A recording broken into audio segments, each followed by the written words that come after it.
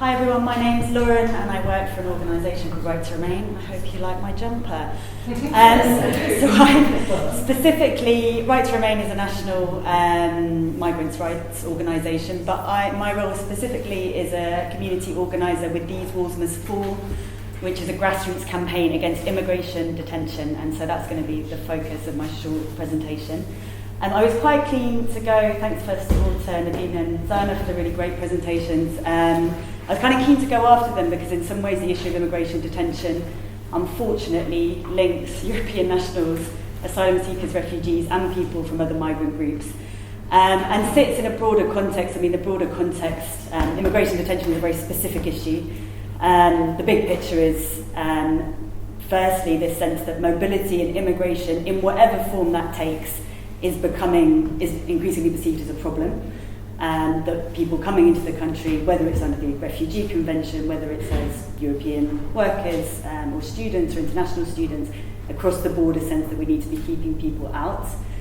And then a tendency towards the criminalisation and the securitisation of migration, and again, whether that's the criminalisation of asylum, so that might come under, for example, there's been a huge increase in the number of criminal statutes relating to immigration offences, so the fact that if you use false documents to enter a country, because there's no safe passage, even if you're an asylum seeker, that can then lead to you having a criminal conviction.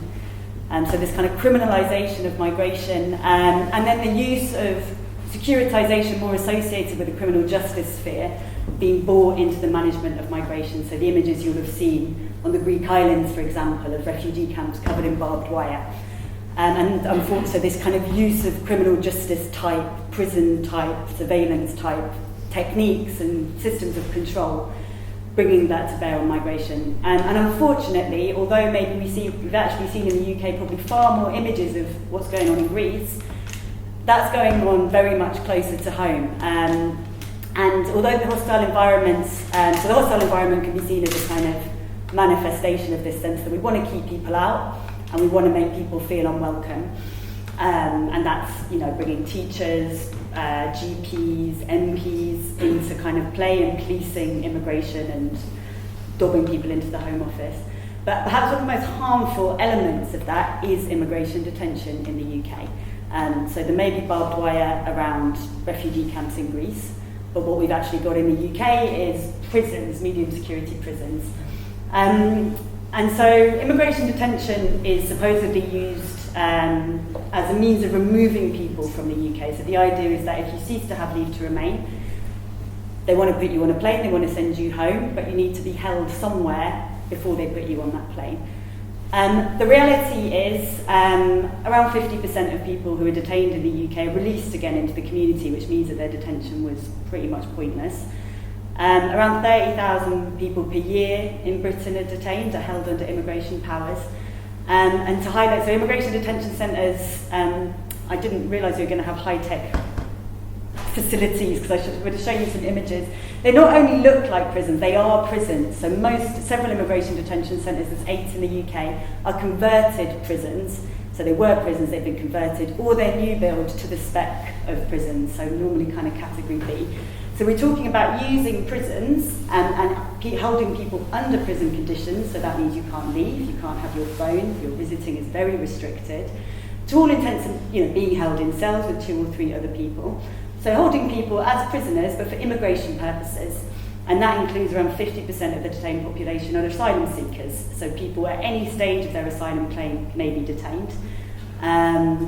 The reality is it often happens when people are refused, but as many people in this room will be aware, our refusal rates for asylum seekers in the UK are extremely high, and there's a very high success rate of overturning Home Office decisions on appeal. So basically, often asylum seekers are refused, and then there's an appeal, and the Home Office is found to have made the wrong decision. So there's very poor. The fact that someone's been refused asylum says very little about whether or not they actually have a genuine claim for asylum. So many people who have genuine claims find themselves held in prison-like conditions. And again, this is not an issue that just affects asylum seekers. I'll just talk about why it's particularly significant for asylum seekers for a sec, because if you think about some of the things that Nadine mentioned in her talk, the reason people are seeking asylum in the UK, they're seeking sanctuary, they're seeking safety, and many people would have been locked up, been detained, subject to torture and violence in their countries of origin. And then what we do is lock them up again in very similar conditions. And the level of kind of re-traumatization, there's a lot of research in this area, as well as kind of direct testimony testifying to the extremely high mental health impact and the kind of self-harm and suicide attempt rates in immigration detention centres are even higher than prisons. So the impact that this has on people's lives is huge. And the fact that the UK is the only country in Europe to not have a time limit on immigration detention. So whereas in France, the maximum you can hold people under immigration powers is 42 days, in the UK it's indefinite. So that means 2017 it came out that someone on one particular day in 2017 had been held 5.5 years under immigration powers. That is a huge difference from 42 days. I personally think 42 days is far too long, but the idea of being held, not knowing when you're going to get out. So a lot of people who spend time in detention, who may also have been in prison previously, say someone's had a documents offence, spent some time in prison, then been in immigration detention. People often say detention is worse. At least in prison you're counting down the days, you know when you're going to get out. Detention, you're counting the days up, and the kind of uncertainty, not having any control over what's going to happen. And from a straightforward civil liberties point of view, aside from the mental health impacts, the idea, we had a big public political debate about the 28-day detention without charge for terrorist suspects, because it's rightly held that depriving people of liberty is a huge kind of exertion of state power that should not be made lightly. So the idea that we had that level of debate around terrorism suspects, yet for migrants and refugees, many of whom haven't got any criminal offence, we're allowing detention for administrative purposes for an unlimited amount of time.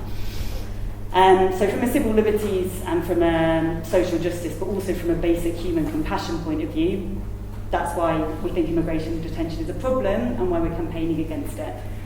These Walls Must Fall is a grassroots campaign against detention, so we launched in Merseyside in May last year. And the idea is that there's lots of things wrong with a hostile environment, but detention, for one, is particularly cruel. But it also feels like something that, of all the many things that are wrong, it may be winnable at the moment. There seems a real possibility of making change on the issue of detention. And in fact, that's already happened. So Campsfield, 3 detention centres have closed in the last 3 years. Campsfield closed this year. And we've got politicians across the political spectrum talking about time limits. So there's a real sense that this is something that change can be won on if we ramp up the pressure from communities. Community mobilisation is important because although political lobbying is also important, and we're talking about lawmakers changing the law, it needs to be backed up by community pressure because mainly to stop kind of any political changes being reversed in the future under a different administration. And it's really important to show policymakers that detention, locking people up for administrative reasons with no time limit, is something that our communities simply will not tolerate. A big part of the campaign is I work across Merseyside and Greater Manchester, and a big part of what we do is work with people in the communities who either have experienced immigration detention or are at risk of it, to try and make sure that their voices and experiences are at the forefront of any work that we do. No one was able to make it along tonight, but I'm just going to read out briefly a statement. It's actually been released on a Pluto Press blog today, but it's a woman, Agatha, who lives in Toxteth, who's in the asylum system herself, and she's written a brilliant piece about why she personally is campaigning around the issue of detention, and I'm just going to read some of it out. So this is from Aggie. For the past year, I've been campaigning in Liverpool with These Walls Must Fall, a grassroots campaign to challenge immigration detention. I'm an asylum seeker going through appeal, and I've been in the asylum process for 2 years now. I campaign against immigration detention because several of my friends have faced detention, and it's something that I fear could happen to me. A lot of my friends have been in detention for different amounts of time, from 2 months to 7 months to 11 months to over 2 years. You don't know how long you're going to be there because there is no time limit on detention in the UK. We're the only country in Europe to detain people indefinitely. Your life is in a cage and you live like you're in prison, but it's worse than a prison because you don't know what you're in there for. You're just waiting to see if you're going to be deported or released back into the community. Whether you come to England as a nurse, a student, a doctor, a teacher, as long as you're an immigrant, you may be liable for detention. Your life is dependent on a computer or a Home Office official, and you're living each day waiting to see what will happen to you tomorrow, with no future plan, with no goals. Everything seems to die when I think of detention. Every month I have to go and sign at the Home Office, as do tens of thousands of others who are awaiting the outcome of their asylum or immigration claim. And because I've been refused my asylum and I'm on appeal, I get panic attacks, anxiety every month when I go to report, because at each visit I could be detained. It's a fear because I've never been in prison in my life.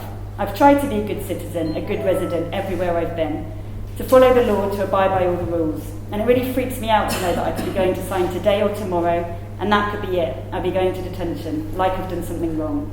I fled my country because I was scared of being put into jail. And the thought that I am here and am liable to be put into jail, in a cell as good as jail, or even worse than jail, it scares me. So I just wanted to give kind of Aggie's words a bit of a platform. But the reason that's to highlight, Aggie she's at college here, she's been living in Liverpool about 4 years. And the issue of detention is very much an issue that affects communities. And as Aggie highlights, she's not herself been detained, but her life is overshadowed by the fear of detention. And everyone in the asylum process lives with that fear. But also to highlight, again, it's kind of mentioned in what Aggie said, that so detention is an issue that affects asylum seekers, but it affects anyone who has insecure leave to remain in the UK. And so while there's been perhaps more attention given to the detention of asylum seekers, the reality is it affects people across immigration status. And one particular trend that we've been seeing, which kind of links to Zana's work, is the real significant increase in the proportion of European nationals being detained. So there's an Home Office set of operations in 2016-2017 where they were detaining and removing European rough sleepers purely on the grounds of being homeless. So if you slept rough for one night and you're a European national, you could be detained and you could be deported. That was found to be illegal, so the Home Office was challenged in court and that was found to be illegal, and some of those people are now accessing compensation. But the fact that we've got to a point in our society where not only are we locking up and kicking out people who've fled conflict and war, we're using people being homeless as a result of austerity policies as a reason to lock them up and kick them out. And I think something that I would say strongly is that although it's very important to recognise the real differences between people's circumstances and the differences associated with kind of different migration groups, I would argue very strongly that it's important to fight for the rights of all. Because what we've seen, for example, is maybe we didn't fight hard enough about the detention, the use of horrific, unjust mechanisms like locking people up for immigration purposes. We didn't fight that hard enough, and now what we're finding is it's pulling in the Europeans, it's pulling in people from other migration statuses. So the risk of saying we're fighting for the rights of this group at the expense of others is that actually we find these kind of policies being used to target particular groups and then expanded to bring more people in. The last thing I'm going to say very briefly, it seems wrong to talk about campaigning on migration issues without mentioning the Stansted 15 today. So for those of you who may not be aware, the Stansted 15 are a group of 15 activists who peacefully carried out some direct action at Stansted Airport last year to stop a deportation flight to Ghana, Sierra Leone, and one other country I can't remember. And they were initially charged with aggravated trespass, and that was changed to a charge of endangering the safety of an airport, which is a terrorism-related offence that was developed after the Lockerbie bombing, which potentially carries a life sentence. So there was a lot of outcry. Amnesty International came out about it because the use of a terrorism-related offence to try and convict people who were carrying out peaceful action in protection of migrants and refugees is a very chilling for the right to protest and civil liberties. Their sentencing was today. Happily, no one has got a custodial sentence, which is a massive relief. But I think, this meeting of people today and the Stansted 15 is a reminder that despite this kind of slightly depressing, hostile environment of Brexit that we live in, there are a lot of people fighting for change. And so whether you've got people trying at the hard end of direct action, changing themselves to planes, but that is not what campaigning is all about. You don't have to be locking yourself onto an airport to be a campaigner. And I'd really encourage people to think about, it's very important to have initiatives in the community to support refugees and migrants in a practical way, but the ideal would be that we change the policies that are causing that suffering. We need to help to alleviate it in the meantime, but much of the challenges faced by refugee migrant communities in the UK and internationally they're produced politically. They're issues of politics, they're issues of political decisions, and if we can fight to change those policies, we remove the need to kind of be supporting those communities because people can stand on their own 2 feet. And so if people are interested in getting involved with campaigning in Liverpool, come have a chat to me. You can also follow us on These Walls Must Fall on Facebook and Twitter. We're particularly keen to be working with, we've got really strong networks with several groups working with asylum communities in Liverpool and Merseyside. We're particularly keen to build links with people campaigning for the rights of European migrants, because the issue of the detention of Europeans is so frightening at the moment, and that's before Brexit has even happened. And also with faith communities, because I know faith communities in Liverpool do an amazing job with practical and lobbying work around the rights of refugees and migrants. It'd be great to make links. So come have a chat if you're interested. Thanks very much.